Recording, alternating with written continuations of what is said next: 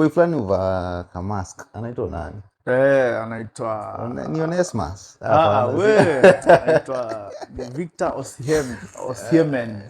Kitu kama anacheza Galatasaray. Alikuwa Napoli siku hizi ako wapi? Pia ako Galatasaray. Galatasaray. Alitoka Napoli akaenda Galatasaray on loan, but I think make permanent transfer. Galatasaray imeweza kumsign on permanent basis. Pia time to time na Chikingi nikipita kwa mneti na Chikingi akiperform. Kwa sawa.